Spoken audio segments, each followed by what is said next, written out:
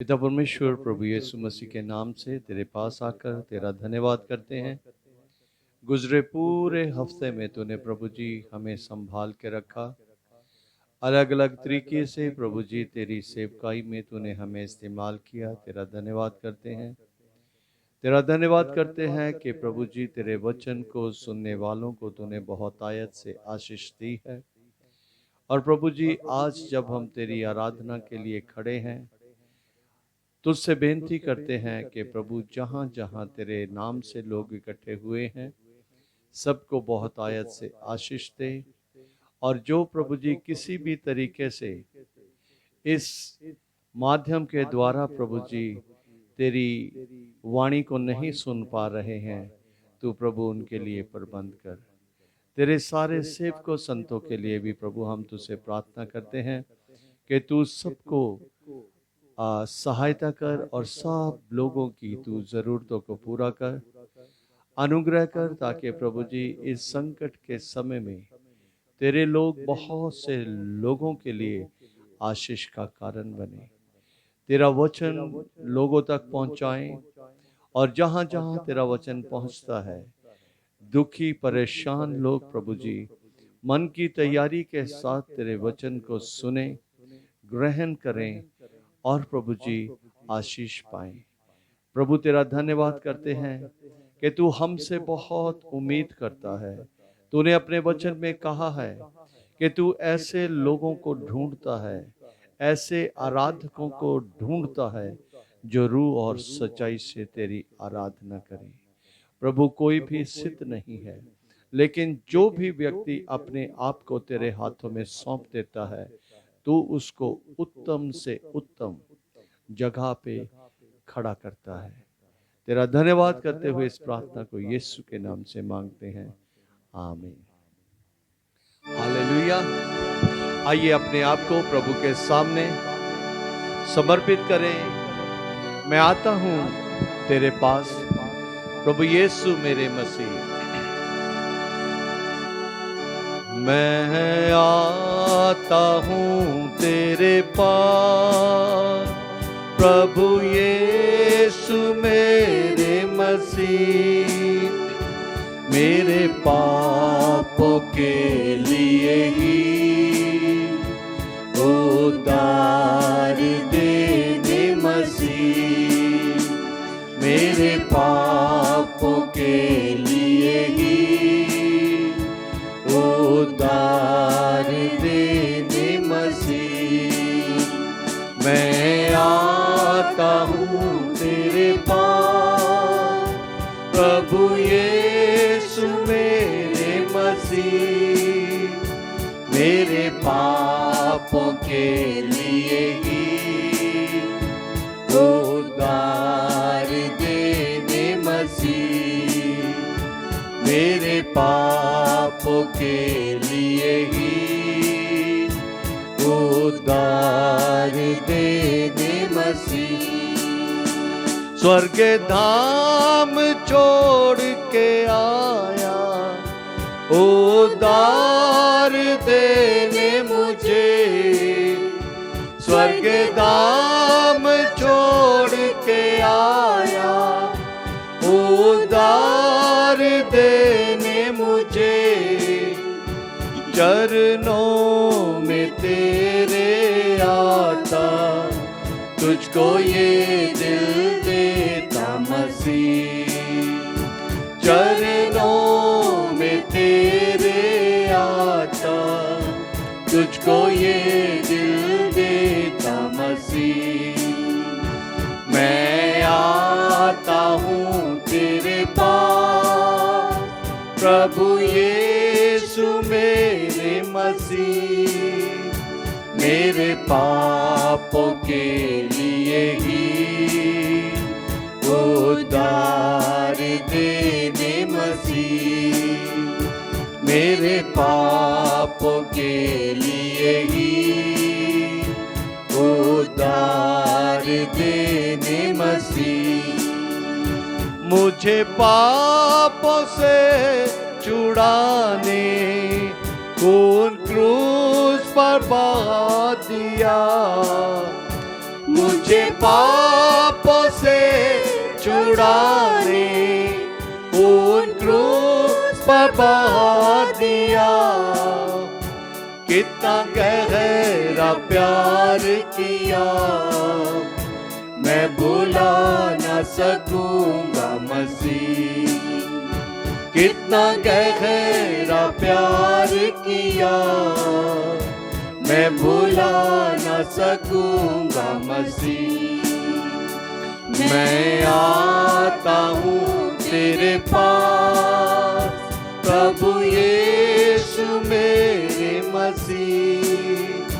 मेरे पापों के लिए ही उद्धार देने मसीह।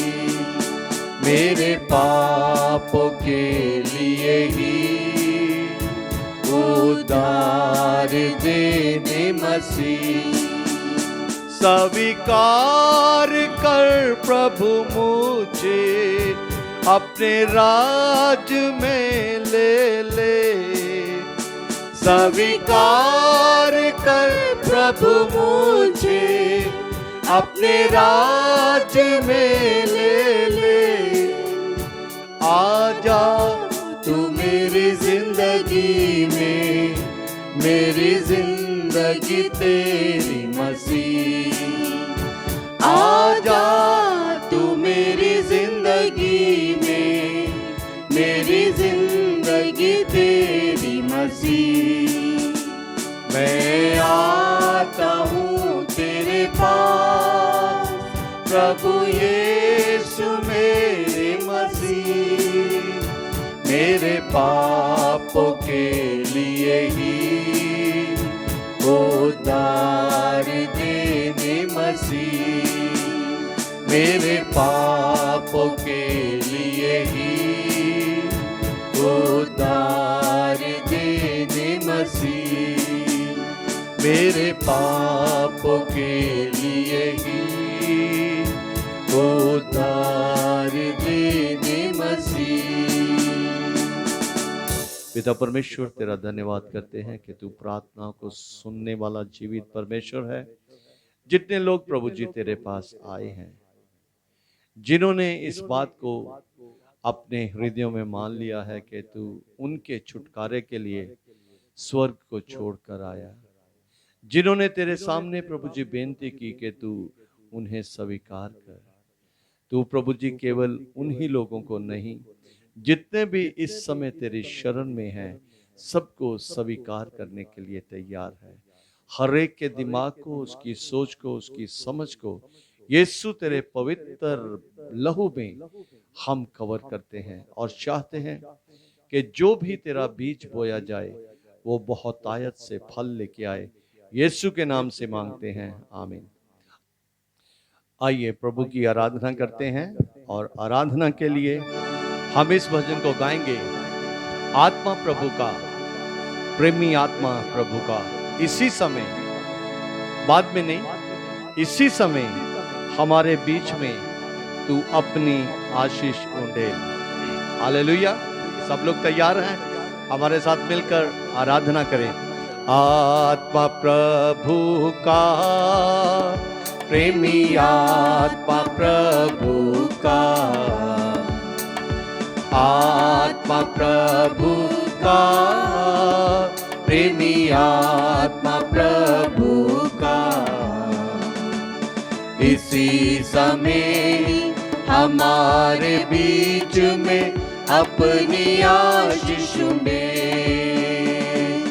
इसी समय हमारे बीच में अपनी आशीष में। दलदल की कीच में से दया से निकाला हमें, दलदल की कीच में से दया से निकाला हमें। पाप हटा कर साफ कर दे अपने सामर्थ्य से, पाप हटा कर साफ कर दे अपने सामर्थ्य से। आत्मा प्रभु का, प्रेमी आत्मा प्रभु का, आत्मा प्रभु का, प्रेमी आत्मा प्रभु का। इसी समय हमारे बीच में अपनी आशीष दे। इसी समय हमारे बीच में अपनी आशीष दे। जीवन दिया तूने, जीवन दिलाऊं मैं भी। जीवन दिया तूने, जीवन दिलाऊं मैं भी। जीवन जल की नदियाँ मुझ में बहने पाए जग में। जीवन जल की नदियाँ मुझ में बहने पाए जग में। आत्मा प्रभु का, प्रेमी आत्मा प्रभु का, आत्मा प्रभु का, प्रेमी आत्मा प्रभु का। इसी समय हमारे बीच में अपनी आशीष दे। इसी समय हमारे बीच में अपनी आशीष दे। आत्मा के वरदानों से तृप्त कर दे हमें। आत्मा के वरदानों से तृप्त कर दे मुझे। जाग उठूं मैं, जलने पाऊं, ज्योति चमका मुझ में। जाग उठूं मैं, जलने पाऊं, ज्योति चमका मुझ में। आत्मा प्रभु का, प्रेमी आत्मा प्रभु का, आत्मा प्रभु का, प्रेमी आत्मा प्रभु का। इसी समय हमारे बीच में अपनी आशीष दे। इसी समय हमारे बीच में अपनी आशीष दे। प्रभु के सीने पे मैं सिर रख के आराम पाऊं।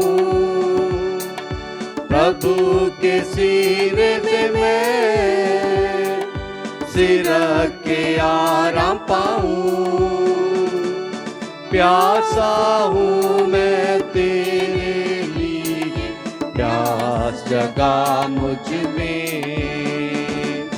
प्यासा हूँ मैं तेरे लिए, प्यास जगा मुझ में। आत्मा प्रभु का, प्रेमी आत्मा प्रभु का, आत्मा प्रभु का, प्रेमी आत्मा प्रभु का। इसी समय हमारे बीच में अपनी आशीष दे।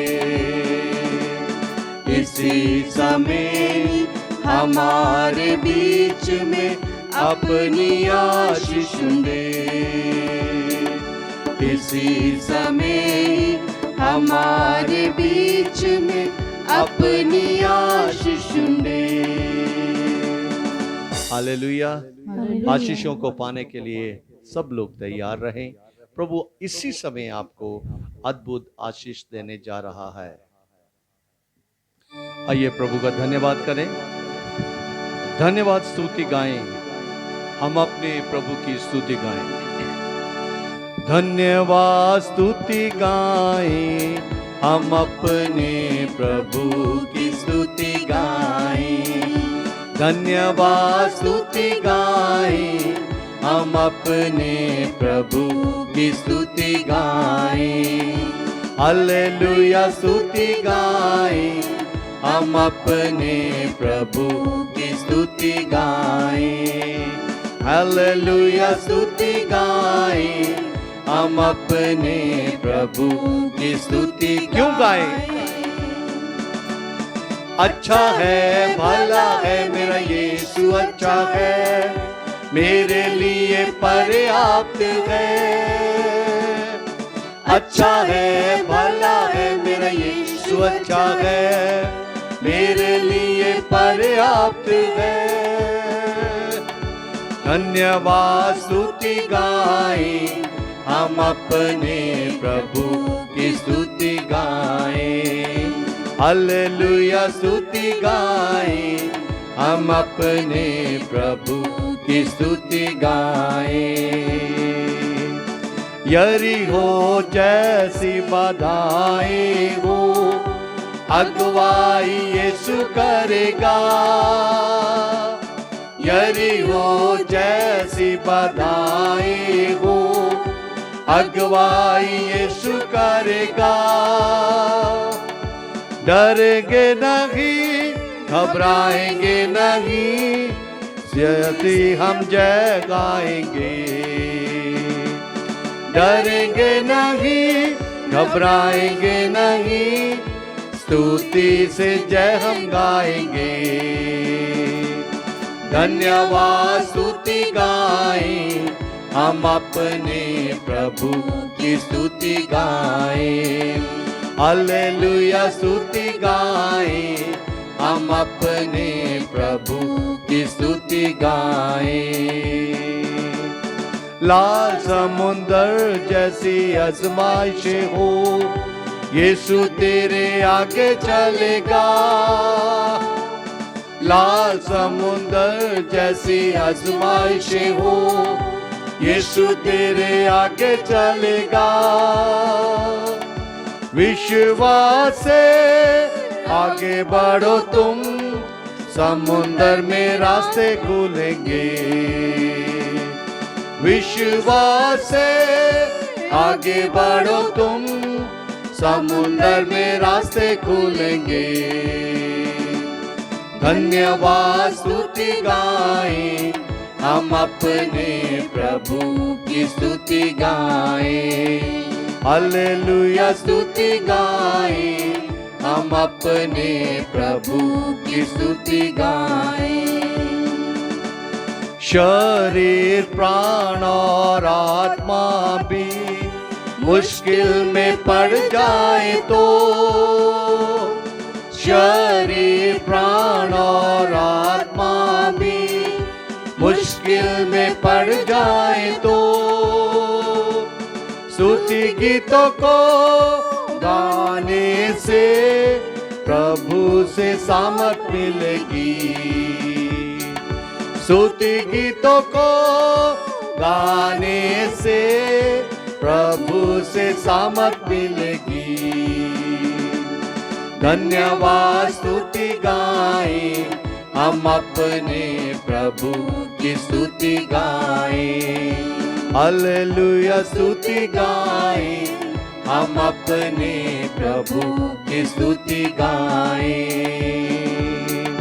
अच्छा है, भला है, मेरा यीशु अच्छा है, मेरे लिए पर्याप्त है। अच्छा है, भला है, मेरा यीशु अच्छा है, मेरे लिए पर्याप्त है। धन्यवाद स्तुति गाएं, हम अपने प्रभु की स्तुति गाएं। हालेलुया स्तुति गाएं, हम अपने प्रभु की स्तुति गाएं। हम अपने प्रभु की स्तुति गाएं, हम अपने प्रभु की स्तुति गाएं। हालेलुया। हालेलुया। इस समय हम भजन संहिता पढ़ेंगे और भजन संहिता 23 और आशा भजन संहिता 1, इसमें लिखा है, धर्मी और दुष्ट मनुष्य, क्या ही धन्य है वह पुरुष जो दुष्टों की युक्ति पर नहीं चलता और न पापियों के मार्ग में खड़ा होता और न ठट्ठा करने वालों की मंडली में बैठता है, परंतु वह तो यहोवा की व्यवस्था से प्रसन्न रहता और उसकी व्यवस्था पर रात दिन ध्यान करता रहता है। वह उस वृक्ष के समान है जो बहती नालियों के किनारे लगाया गया है और अपनी ऋतु में फलता है और जिसके पत्ते कभी मुरझाते नहीं। इसलिए जो कुछ वह पुरुष करे वह सफल होता है। दुष्ट लोग ऐसे नहीं होते, वे उस भूसी के समान होते हैं जो पवन से उड़ाई जाती है। इस कारण दुष्ट लोग अदालत में स्थिर न रह सकेंगे और न पापी धर्मियों की मंडली में ठहरेंगे, क्योंकि यहोवा धर्मियों का मार्ग जानता है, परंतु दुष्टों का मार्ग नष्ट हो जाएगा। यहाँ पहली आयत में लिखा है, क्या ही धन्य है वह पुरुष जो दुष्टों की युक्ति पर नहीं चलता और न पापियों के मार्ग में खड़ा होता और न ठट्ठा करने वालों की मंडली में बैठता है। सो धर्मी पुरुष कौन है या धन्य पुरुष कौन है? वो है जो चलता नहीं है कहाँ पे? दुष्टों की युक्ति पर। दुष्टों की जो प्लान होती है, जो युक्ति होती है, उसके ऊपर वो नहीं चलता और वो पापियों के मार्ग में खड़ा भी नहीं होता। वो चलता भी नहीं है, वो खड़ा भी नहीं होता है। और आगे लिखा है, और न ठट्ठा करने वालों की मंडली में बैठता है। सो वो दुष्टों की युक्ति पे चलता नहीं है, वो धर्मियों के वो पापियों के मार्ग में खड़ा भी नहीं होता है और वो ठट्ठा करने वालों की मंडली में बैठता भी नहीं है। सो वो धन्य पुरुष है। हमें भी दुष्टों की प्लानिंग, अगर वो कुछ भी युक्तियां निकालते हैं, तो हमें परमेश्वर के वचन के अनुसार उन युक्तियों के ऊपर या जो प्लान वो करते हैं उनके ऊपर हमें नहीं चलना है। और हमें भी पापियों के मार्ग में खड़े भी नहीं होना है, क्योंकि जब हम खड़े होते हैं फिर हम उनकी बातें सुनते हैं और फिर बातें सुन के वो बातें अपने दिमाग में रखते हैं और किसी न किसी समय हम उन बातों को बोल देते हैं। इसलिए हमें अपने परमेश्वर का भय मानते हुए ये ध्यान करना है कि हमें दुष्टों की युक्ति पे चलना नहीं है, पापियों के मार्ग में खड़ा नहीं होना है, और जो लोग ठट्ठा करने वाले ठट्ठा मजाक करते हैं उनके बीच में हमें बैठना भी नहीं है। क्योंकि हम जब बैठते हैं और ठट्ठा करने वाले कुछ ना कुछ बोलते हैं तो हम भी उनकी बातें सुनकर हंसते हैं, जो कि और अपने दिल में कुछ विचार करते हैं, अपने दिल में कुछ बातें रख लेते हैं जो कि परमेश्वर की दृष्टि में सही नहीं है। इसलिए हमें अपने परमेश्वर का आदर करना है, उसकी व्यवस्था के अनुसार चलना है। और जैसा दूसरी आयत में लिखा है, परंतु वह तो यहोवा की व्यवस्था से प्रसन्न रहता और उसकी व्यवस्था पर रात दिन ध्यान करता रहता है। तो कब कब ध्यान करना है? रात दिन। रात में भी जब हमारी नींद खुलती है तो हमें और दूसरे विचारों की बजाय हमें क्या करना है? परमेश्वर की व्यवस्था पर ध्यान करना है और परमेश्वर की व्यवस्था से हमें खुश रहना है और उसी की व्यवस्था के अनुसार हमें चलना है। और तीसरी आयत में लिखा है कि वह उस वृक्ष के समान है जो बहती नालियों के किनारे लगाया गया है और अपनी ऋतु में फलता है और जिसके पत्ते कभी मुरझाते नहीं। इसलिए जो कुछ वह पुरुष करे वह सफल होता है। सो जो धर्मी व्यक्ति है वो कहाँ पे लगाया जाता है? बहती नालियों के किनारे। इसका मतलब है कि उसको काफ़ी पानी मिलता है। सो हम भी जब परमेश्वर की व्यवस्था के अनुसार चलते हैं, उसके वचन के अनुसार चलते हैं, तो हम उसके वचन में से जो सीखी हुई बातें हैं उनके अनुसार हम चलते हैं। और तब जो धर्मी जन है वो ऐसे होते हैं जो बहती नालियों के किनारे लगाए गए हैं और फिर वो अपनी ऋतु में फलते हैं और उनके पत्ते कभी मुरझाते नहीं हैं। इसलिए जो कुछ वह पुरुष करे वह क्या होता है? सफल होता है। सो इसलिए हमें परमेश्वर की व्यवस्था के अनुसार चलना है और उसी के पीछे चलना है, उसी के वचन के अनुसार चलना है, ताकि जो कुछ भी हम करें वो सफल हो। परमेश्वर का धन्यवाद हो उसके वचन के लिए। आमीन। आइए वचन के लिए हम अपने आप को तैयार करें। उस जीवित परमेश्वर की आवाज को सुनने के लिए हम अपना पूरा ध्यान जो है उसकी ओर लगाएं, क्योंकि वो ही जीवित परमेश्वर है। हे जीवित परमेश्वर, मैं तेरी आराधना करता हूँ। हे जीवित परमेश्वर, मैं तेरी आराधना करता हूँ। जीवन को देने वाले, मैं तेरी आराधना करता हूँ। हे जीवित परमेश्वर, मैं तेरी आराधना करता हूँ। जीवन को देने वाले, मैं तेरी आराधना करता हूँ। Hallelujah होसना, hallelujah होसना, hallelujah होसना, hallelujah होसना, hallelujah होसना, hallelujah होसना, hallelujah होसना, hallelujah होसना। मृत्यु को जीतने वाले, मैं तेरी आराधना करता हूँ। नरक को जीतने वाले, मैं तेरी आराधना करता हूँ। मृत्यु को जीतने वाले, मैं तेरी आराधना करता हूँ। नरक को जीतने वाले, मैं तेरी आराधना करता हूँ।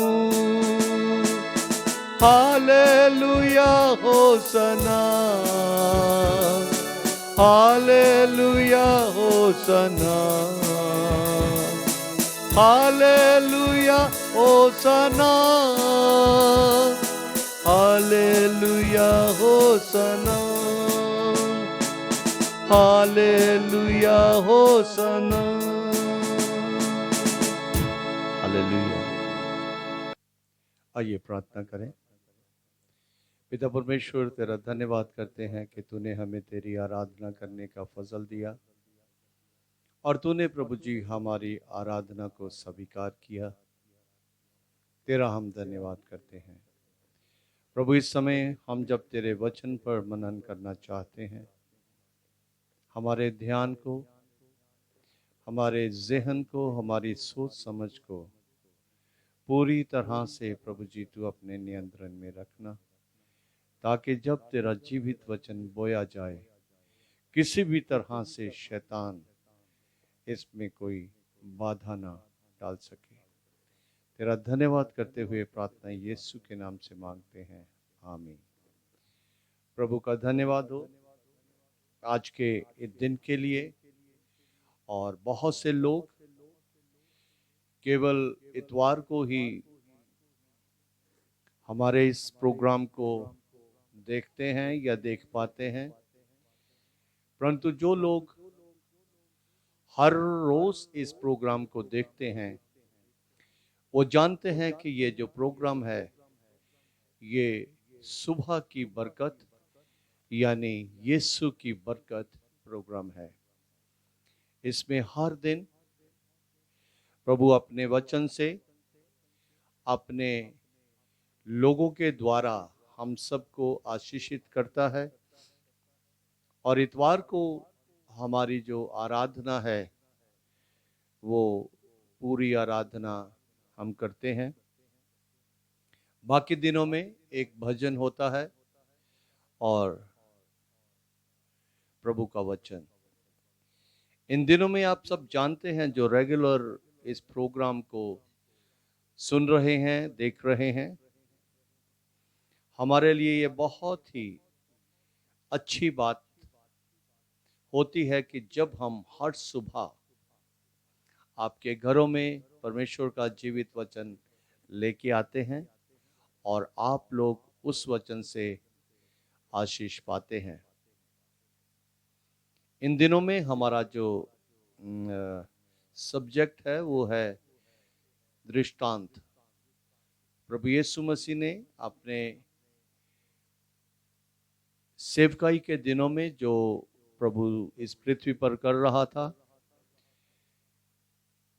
लोगों को अलग अलग तरीके से उदाहरण देके, दृष्टांत बोलकर उनको स्वर्ग की बातों की गहराई को समझने में उनकी सहायता की, ताकि जहां उनका आखिरी मुकाम है वहां तक वो पहुंचने के लिए किसी भी तरह से कोई भी कमी पेशी अपने जीवन में ना आने दें। पहले दिन हमने भूमि के बारे में सुना। दूसरे दिन हमने उस भूमि के बीच में स्वामी ने तो अच्छा बीज बोया था, जंगली बीज दुश्मन ने बो दिया, उसके बारे में हमने सीखा था। और उसके बाद हमने सीखा था कि बीज क्या है।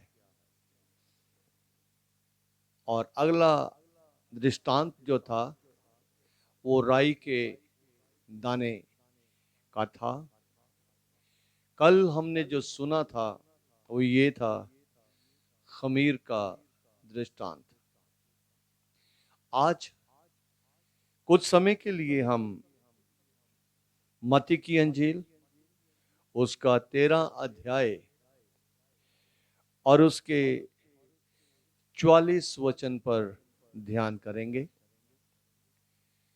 इस ध्यान के समय में हम इस बात को जानने की कोशिश करेंगे कि मेरे और आपके जीवन में महत्वपूर्ण क्या है, इम्पोर्टेंट चीज क्या है।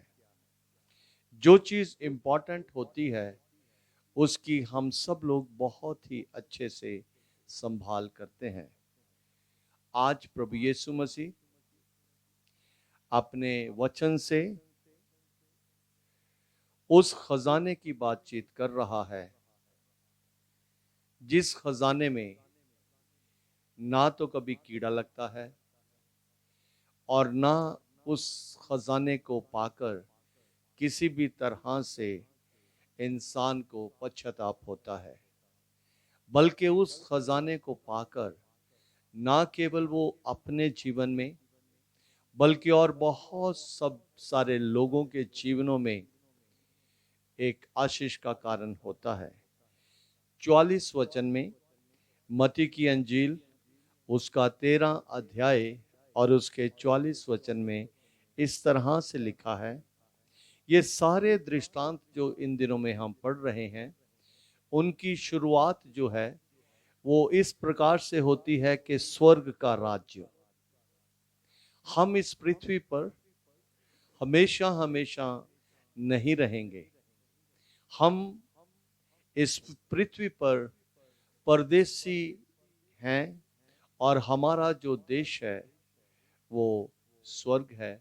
और प्रभु यीशु मसीह वहीं से ही हम लोगों को हमेशा हमेशा का छुटकारा देने के लिए आया। उसने अपने पिता के मकसद को पूरा किया और आज जो उसने हमारे लिए जगह तैयार की हुई है उसमें हमें पहुंचने के लिए अपने वचन के द्वारा तैयार कर रहा है। स्वर्ग का राज्य खेत में छिपे हुए धन के समान है, जिसे किसी मनुष्य ने पाया और छिपा दिया, और मारे आनंद के जाकर अपना सब कुछ बेच दिया और उस खेत को मोल ले लिया।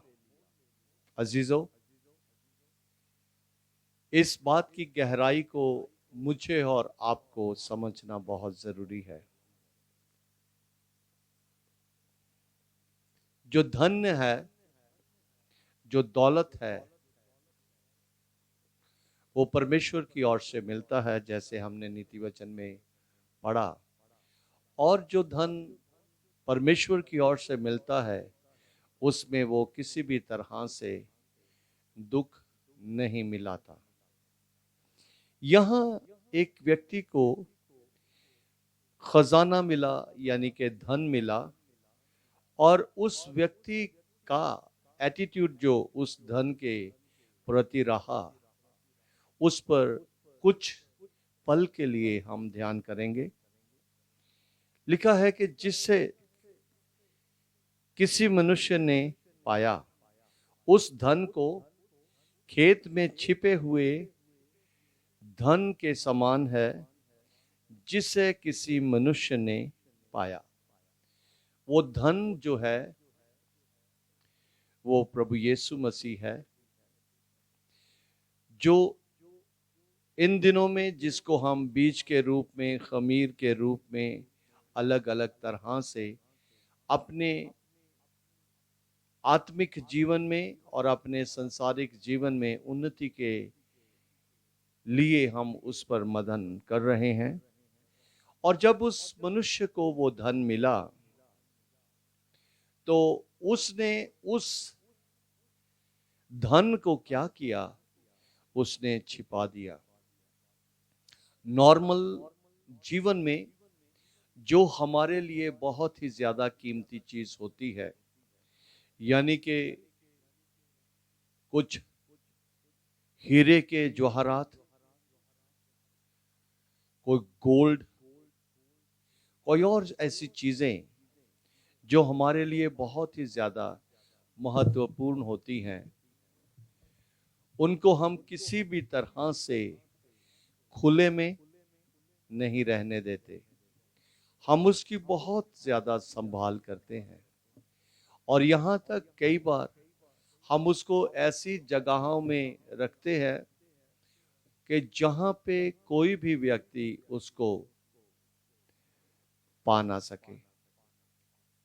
और इस बात को मैं अपने लिए इस चीज से इस तरह से समझता हूं कि जब परमेश्वर का वचन, वो बीज जीवन में बोया जाता है, अगर मैं उस बीज की रक्षा नहीं करता, तो उस बीज से जैसा फल प्राप्त होना चाहिए वो हो नहीं सकता। जैसे इन दिनों में सबसे पहले हमने सीखा था भूमि,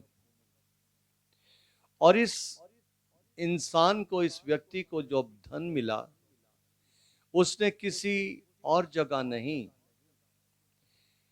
अपने खेत में छिपा दिया। और खेत में मैं समझता हूं ऐसा नहीं है कि उसने 1 इंच मिट्टी को खोद के और वहां उसने उस धन को रख दिया होगा, बल्कि वो इतनी ज्यादा भूमि की गहराई तक पहुंचा होगा कि जहां से कोई भी उस धन को निकाल ना सके।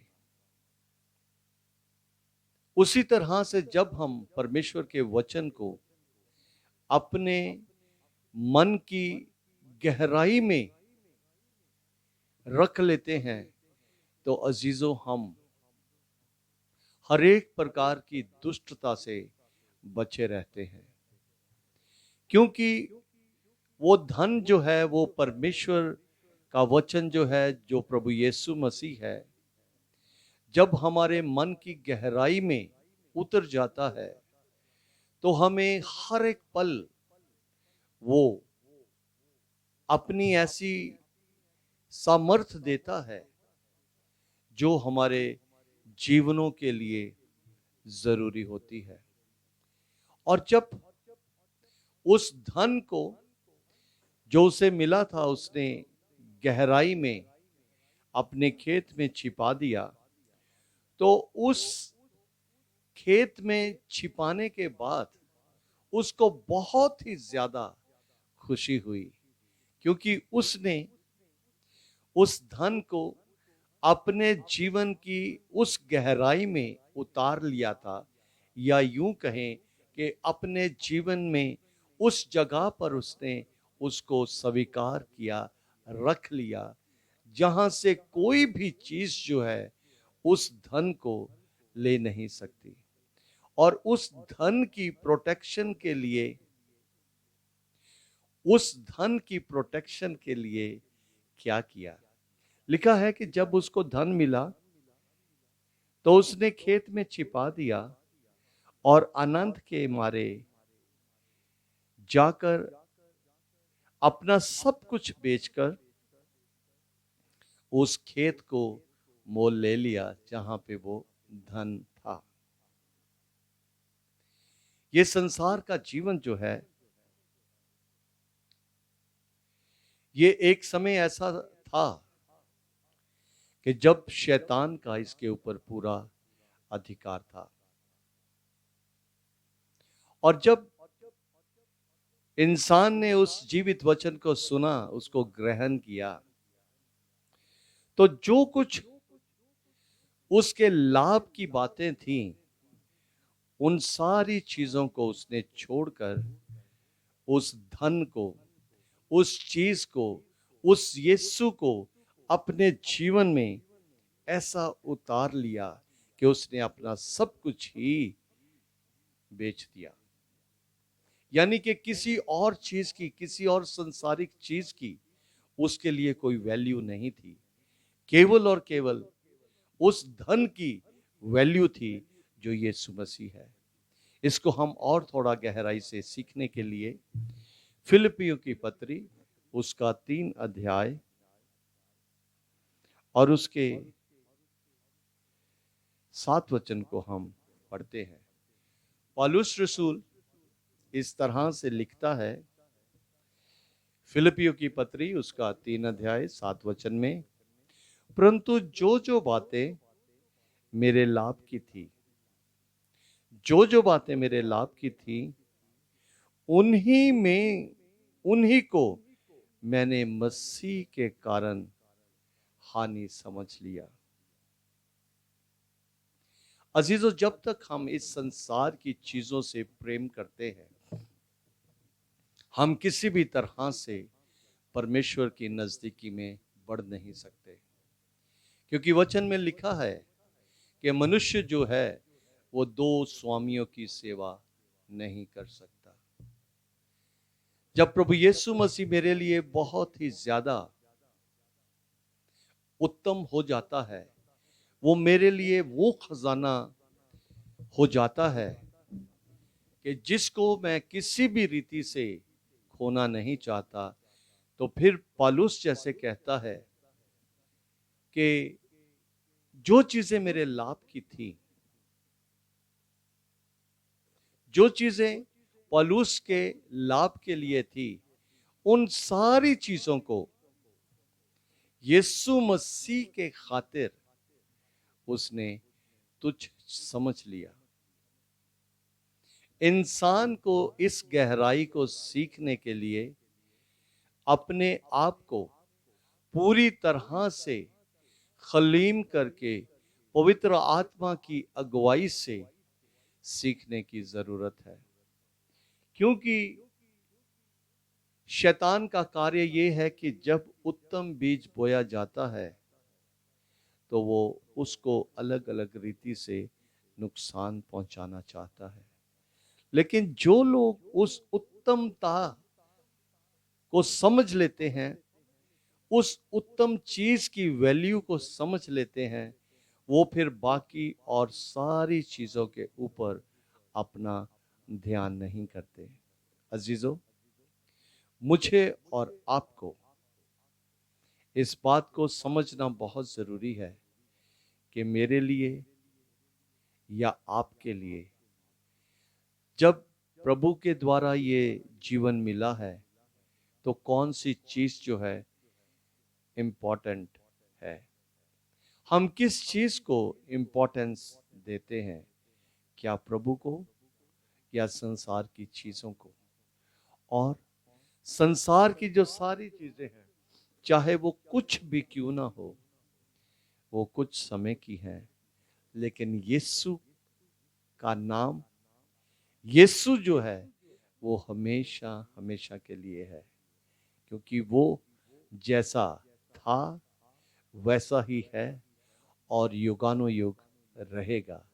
हम इस दृष्टांत से उस खजाने की वैल्यू को समझना शुरू करें और इसी पल से आपके जीवन में उन आत्मिक आशीषों की वर्षा होनी शुरू हो जाएगी, क्योंकि जिस प्रभु को आप मानते हैं, जिस प्रभु की आप उपासना करते हैं, जिस प्रभु पर आप विश्वास करते हैं, वो विश्वास योग्य है। प्रभु आप सबको बहुत बहुत आशीष दे। कल सुबह फिर मैं परमेश्वर के वचन को लेके आप तक पहुंचूंगा। सबको जय मसीह की। प्रभु आपको बहुत बहुत आशीष दे।